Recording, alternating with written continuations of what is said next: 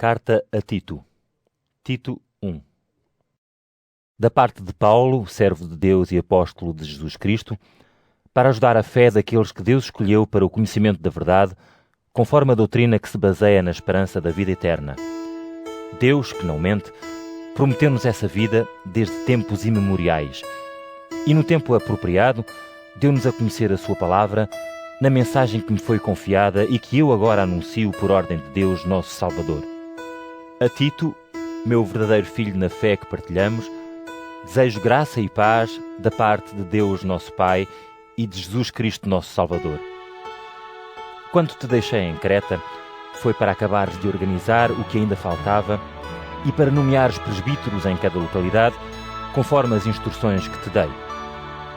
O presbítero deve ser alguém irrepreensível, marido fiel, com filhos crentes, que não sejam culpados de mau comportamento ou de rebeldia.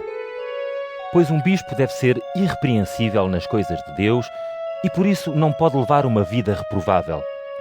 Não deve ser orgulhoso, nem ter mau gênio, não se deve embriagar, nem ser violento, nem ganancioso. Mas deve ser hospitaleiro e ser um homem de bem, prudente, justo, piedoso e disciplinado.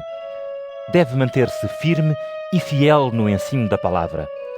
Assim será capaz de encorajar os outros na verdadeira doutrina e de mostrar aos que se lhe opõem que estão no erro. Há muitos, principalmente dos que antes eram judeus, que são insubordinados, charlatães e enganadores. É preciso fazê-los calar, porque andam a desorientar famílias inteiras e ensinam o que não devem só para ganharem dinheiro desonestamente. Foi mesmo um desses, que era tido entre eles como profeta, que afirmou: "Os de Creta só dizem mentiras. São animais perigosos e comilões preguiçosos." E esta opinião é bem verdade. Portanto, tens de os repreender com firmeza para que eles vivam com fidelidade e não façam mais caso de histórias inventadas por judeus, nem de doutrinas ensinadas por homens que se desviam da verdade. Tudo é puro para os puros, mas nada é bom para os que estão corrompidos e para os descrentes, pois até o seu entendimento e a sua consciência ficam corrompidos. Afirmam que conhecem a Deus, mas negam isso com as suas ações. São desprezíveis, teimosos e incapazes de qualquer boa ação. Tito 2. Tu, porém, ensina aquilo que está de acordo com a verdadeira doutrina. Ensina os mais velhos a serem moderados, respeitáveis, prudentes e firmes na fé, no amor e na paciência. Aconselha também as mulheres idosas a comportarem-se como convém a uma vida santa, que não sejam caluniadoras nem muito dadas ao vinho. Devem dar bom exemplo para que as mais novas aprendam a amar os seus maridos e os seus filhos. Que sejam moderadas e dignas, boas donas de casa e obedientes aos maridos, para que ninguém blasfeme contra a palavra de Deus. Aconselha também os mais jovens a serem controlados. Tu próprio deves apresentar-te em tudo como um bom exemplo. Os teus ensinamentos devem ser verdadeiros e dignos.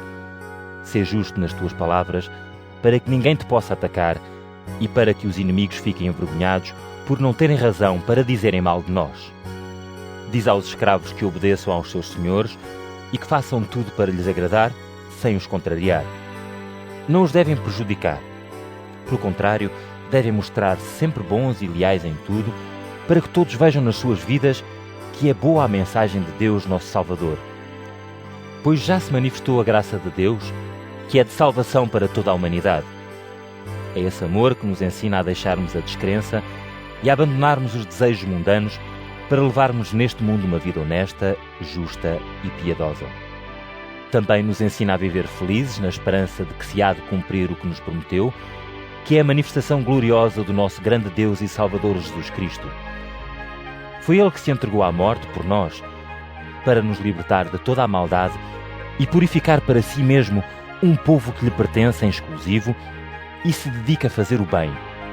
É isto que tens de ensinar, avisando-os e repreendendo-os com toda a autoridade. E que ninguém tenha desprezo por ti. Tito 3. Recomenda a todos que se submetam aos governantes e às autoridades, que lhes obedeçam e que estejam sempre prontos a fazer o bem. Que não digam mal de ninguém, sejam pacíficos e bondosos e tenham sempre atitudes delicadas para com toda a gente. Porque também nós antigamente éramos insensatos e descrentes. Andávamos errados e éramos escravos de toda a espécie de desejos e prazeres. Vivíamos na maldade e na inveja e odiávamos uns aos outros. Mas quando Deus, nosso Salvador, mostrou a sua bondade e o seu amor pela humanidade, salvou-nos não pelas obras de justiça que tínhamos feito, mas sim porque pela sua misericórdia nos purificou com a água que faz renascer e pelo Espírito Santo que renova.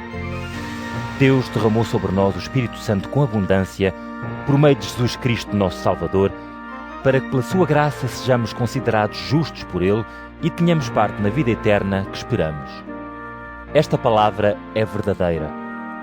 Portanto, quero que insistas nisso para que aqueles que tinham fé em Deus se interessem por praticar o bem. Isto é bom e útil para toda a gente. Mas evita as discussões sobre coisas insensatas, listas de antepassados, bem como as discórdias e os debates acerca da lei. Essas coisas são inúteis e não valem nada. Se alguém causar divisões entre os crentes, chama-lhe a atenção 1 ou 2 vezes e, se não te der ouvidos, põe-no de parte. Sabes que esse tal anda transviado, comete pecado e a si mesmo se condena. Quando eu te enviar Ártemas ou Tíquico, faz o possível para ires ter comigo à cidade de Nicópolis, pois resolvi passar lá o inverno. Ajuda em tudo o que puderes o advogado Zenas e também Apolo, de modo que nada lhes falte para a viagem. Que a nossa gente aprenda a fazer bem e a ajudar os outros em caso de necessidade para não se tornarem inúteis. Todos os que estão aqui comigo te mandam cumprimentos. Dá recomendações aos que são nossos amigos na fé. Que a graça de Deus vos acompanhe.